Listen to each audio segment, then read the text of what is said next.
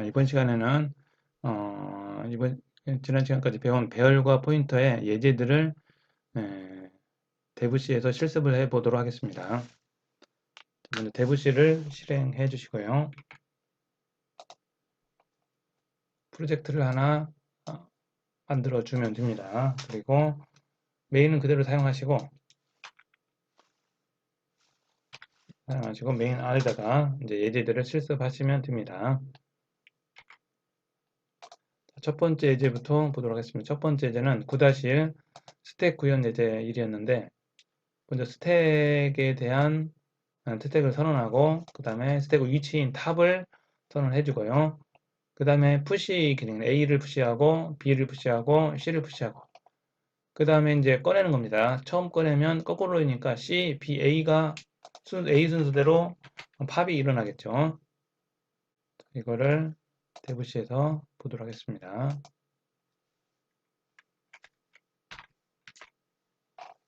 자, 스택을 선언해 주고요. 그 다음에 탑입니다. 탑의 위치는 0입니다. 기본적으로 0이면 아무것도 없다는 거죠. 0 위치에 A를 넣고요. A를 탑 위치를 하나 증가합니다. 그 다음에 B를 넣고 또 탑을 증가하고 C를 넣고 또 탑을 증가하고 그 다음에 푸시를 했고요. 이제 팝이죠. 꺼내는 겁니다. 꺼낼 때는 탑을 하나 감소하고 값을 가져오고 그 다음에 탑을 지웁니다. 그 다음에 탑을 또 하나 감소시킵니다. 그 다음에 그 값을 가져오고 그 다음에 값을 삭제합니다. 탑의 위치에 있는 값을 삭제해 줍니다. 다시 탑의 인덱스를 감소하고 그 다음에 탑의 값을 가져오고 그 다음에 탑을 초기합니다. 탑을 지워줍니다. 이런 식으로 탑의 위치에 따라서 값들을 푸시하고 팝하고 하는 스택의 기능을 실습해 봤습니다. 실행해 보겠습니다.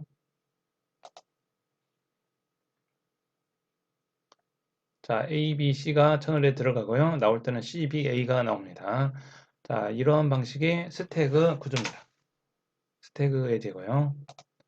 자, 그 다음에 두 번째 예제입니다. 자, 두 번째 예제도 똑같이 스택인데 이번에는 반복문을 통해서 이어서 쓰려고 합니다. 카 네임은 캐릭터지만 카 네임을 일씩 증가가 가능합니다. 아스키 값에 의해서 이 카 문자열은 특별한 정수형 값들이 매칭이 되어 있습니다. 그 값을 이용해서 하려고 하는 거고요. select는 처음에 3이 아니면 그러니까 여기는 무조건 들어가게 하기 위해서 하는 건데 3이면 여기 있네요. 메뉴가 3이면 종료죠. 3이면 끝. 그 3이 아니면 이제 들어갑니다. 3이 아닌 값만 넣으면 돼요. 이 select에는 3이 아닌 값을 넣어주면 됩니다.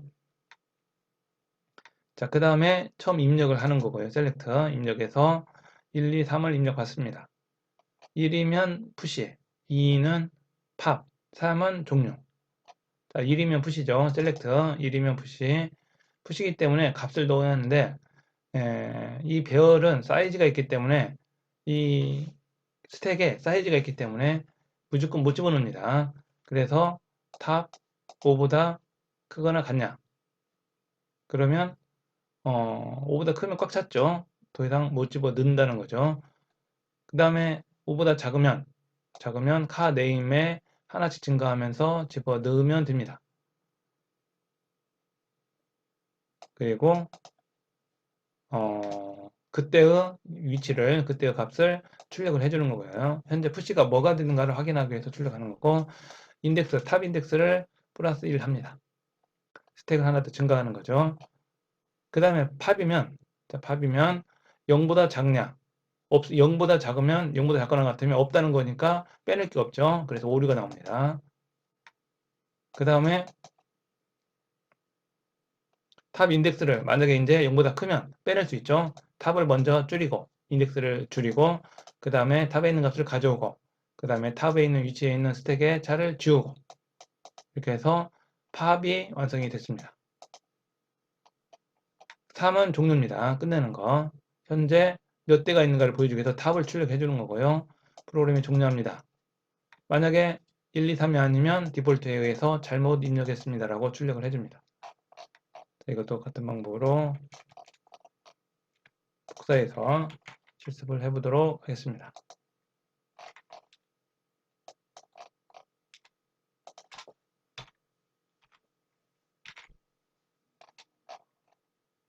자, 그대로 선언해주고 셀렉트에 따라서 반복을 해줍니다. 1, 2, 3 푸시, 팝, 종료. 1일 때는 푸시죠. 배열의 사이즈에 따라서 조절해주고 작으면 배열보다 그 안에 범위에 들어간 배열의 공간이 있으면 푸시해주는 거고요. 그 다음에 팝은 없으면 꺼낼 거 없죠. 에러 메시지. 있으면 팝을 해줍니다. 3은 종료. 나머지는 잘못 입력했습니다. 다시 입력해주는 거죠. 실행해보죠. 자, 넣기. A 다음엔 B죠. A 카넘버를 플러스 2를 해줬기 때문에 계속 넣으면 B, 또 넣으면 3, 하나씩 증가하면서 되는 거죠. 또 넣으면 D, 팝, 하나씩 꺼내는 거죠. D 꺼내고, 또 꺼내면 C가 나오는 거고, 다시 2를 넣으면 또 증가하는 거고, 즉, 카넘버는 아까 미리 증가를 해놨기 때문에 이어서 증가가 됩니다. D 다음에 2가 됐네요. 또 증가하고, 또 증가하고, 빼고, 빼고, 빼고, 3이면 종료하고. 이렇게 해서 완성이 됐습니다. 다음 예제를 위해서 지워놓고요. 세 번째 예제는 변수 주소를 알아내는 그러네요. 주소네요. 변수를 선언하고 이 변수의 주소를 알아내기 위해서 임포센트를 붙이는 거. 주소 연산자, 일반 변수의 주소 연산자입니다. 자, 일반 변수에 주소 연산자를 붙이면 이 일반 변수의 주소를 확인할 수 있습니다. 자, 이렇게 일반 변수의 주소가 나와 있네요.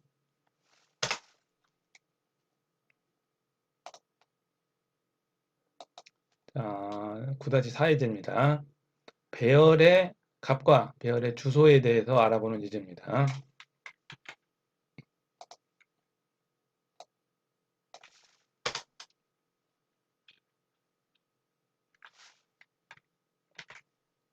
자, 배열을 선언했습니다. 이 배열의 값과 그 값이 있는 주소 2%를 붙였으니까 그 다음에 배열 전체의 주소, 배열 전체 제일 앞에 있는 주소를 나타낼 때는 배열의 이름만 쓰면 됩니다. 이렇게 해서 주소를 확인했고요. 배열은 4씩 증가합니다. 그래서 4씩 증가하는 걸 확인할 수 있습니다.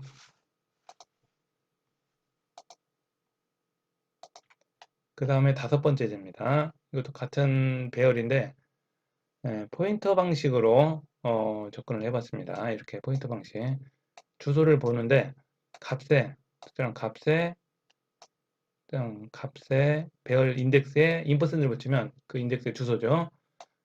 이렇게 해서도 가능합니다. 포인터 방식으로도 접근이 가능합니다. 이렇게 해서 똑같은 주소를 보여줍니다.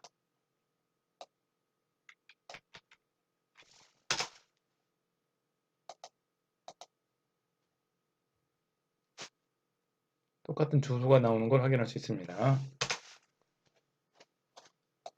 자, AA는 전체 배열의 주소죠. 거기에다가 플러스 1, 2, 3을 해주면 인덱스 증가하는 것과 같은 방법으로 주소가 증가합니다.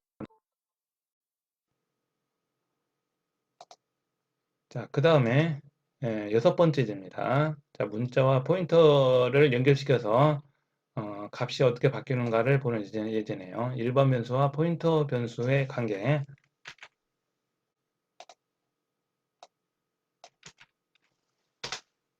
자, 일반 변수, 포인터 변수. 그리고 일반 변수의 값을 넣고, 그 다음에 일반 변수의 포인터를 포인터 변수에 넣고, 그 다음에 일반 변수 출력, 주소 출력, 포인터 출력, 포인터의 값을 출력. 그러면 ch와 포인터 변수 p의 값이 같은 걸 확인할 수 있습니다. 이렇게 AA가 들어갑니다. 주소도 같고. 자, 그 다음에 포인터 관계를 이해하는 예문이에요. 같은 예제, 비슷한 예제입니다. 자, 포인터와 포인터 관계. 포인터 변수 P와 Q를 만들었네요. 1번 변수 CH가 있고요. CH를 P에 놓고, P를 Q에 놓고, 그러면 Q에다가 Z를 넣으면 CH가 바뀝니다. 왜? 같은 주소니까.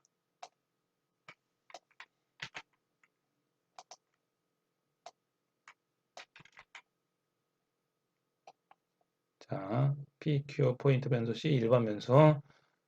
자, 실행을 해보겠습니다. 이렇게 Z가 들어왔죠. 자, CH와 Z가 같은 값을 나타내는 걸 확인할 수 있습니다.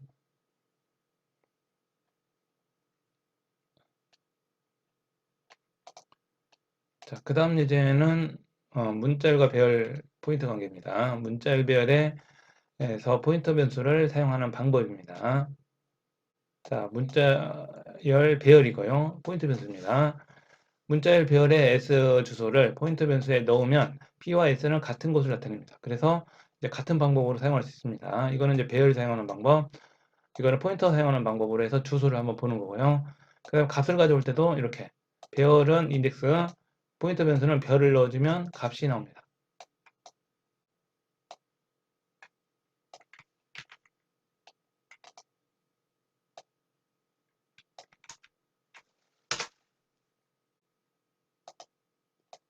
실행해 주시면 이렇게 같은 값이 출력되는 걸 확인할 수 있습니다. 그 다음 예제는 9-9입니다. 자, 이것도 비슷한 예제인데 이번에는 문자열을 포인터 변수를 이용해서 거꾸로 한번 출력해 보는 예제네요.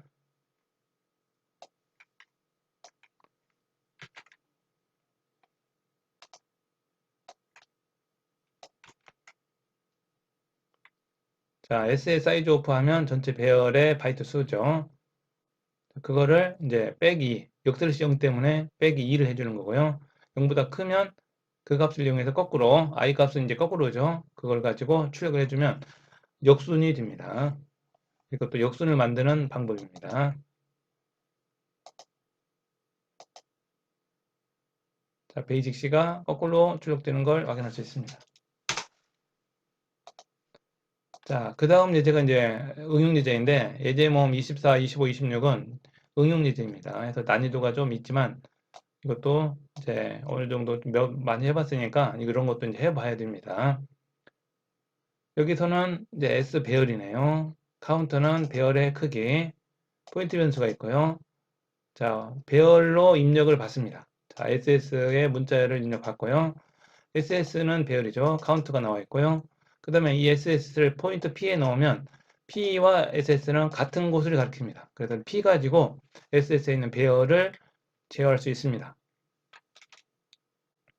카운트는 전체 숫자고요. 역순을 만들기 위해서 거꾸로 출력하는 겁니다. 같은 방법. 이번에는 카운트를 이용해서 빼줍니다. i에다가 플러스 2를 해줍니다. 역슬래시 0 때문에 플러스 1을 해서 빼줍니다. 이렇게 하면 역수는 위치가 나옵니다.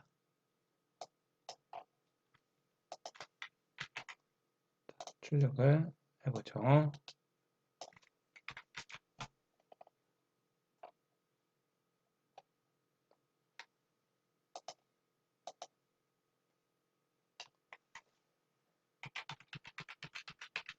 그러면 거꾸로 출력이 됩니다.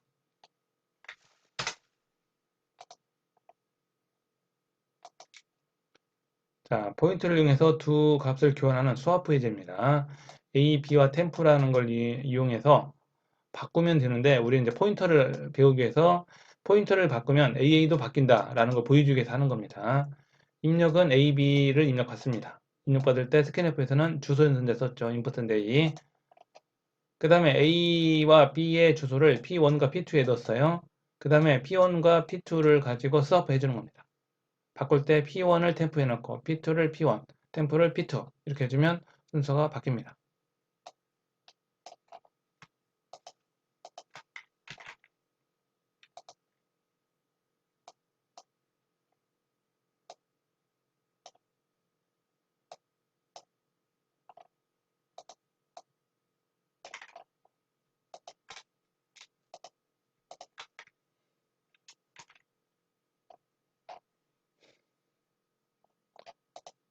두 값을 넣고 포인트 변수를 만들고 포인트 변수를 이용해서 수합을 해줍니다.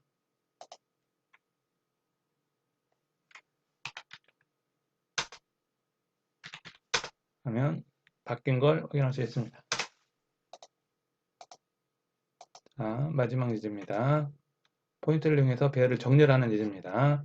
자, 배열 안에 S라는 배열 안에는 정수형 값들이 쭉 랜덤하게 들어 있습니다.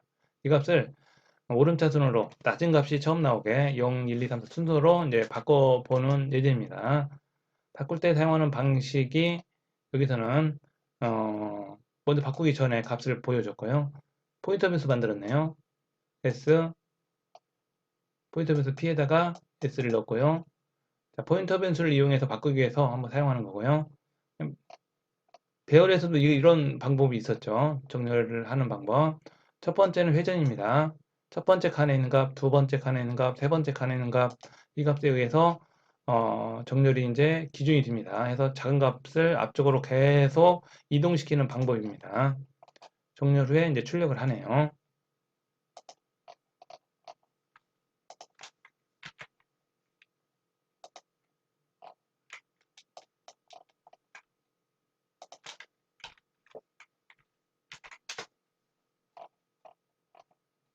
자, 배열, 포인터 변수, 그 다음에 입력받는 거고요. 값을 정렬 전에 어떤 값이 들어있는가 출력을 한번 해보는 거고요. 마지막은 정렬 후의 값들을 출력해보는 거고요. 어떻게 바뀌었는가 보는 거죠. 그 다음에 첫 번째 포문은 회전수, 기준값. 두 번째 포문은 나머지 값. 뒤쪽에 있는 값을 첫 번째 값과 첫 번째 포문에 있는 값과 두 번째 값들의 인덱스를 비교해 주는 겁니다. 작은 값을 앞쪽으로 옮기는 거고요. 앞쪽으로 옮기는 방법은 스와프 방법이에요. 두 값을 바꾸는 방법. 앞에서 했던 예제 바꾸는 방법에 의해서 바꿔줍니다. 포인터 변수를 이용해서 값을 바꿨습니다. 자, 이렇게 해서 정렬이 된 걸 확인할 수 있습니다. 자, 이번 주에는 배열과 포인터에서 문자열을 이용하는 방법, 그 다음에 배열의 포인터 변수를 사용해서 배열로 접근하는 방법, 일반 변수를 배열을 통해서 포인터 변수를 통해서 접근하는 방법 여러 가지를 했는데 이번 주에 한 내용은 난이도가 있는 예제들입니다. 그리고 이번 주 과제는 이 전체 예제 모음까지 다 합니다. 그래서 모든 예제를 다 실습하는 걸로 과제를 내도록 하겠습니다. 수고하셨습니다.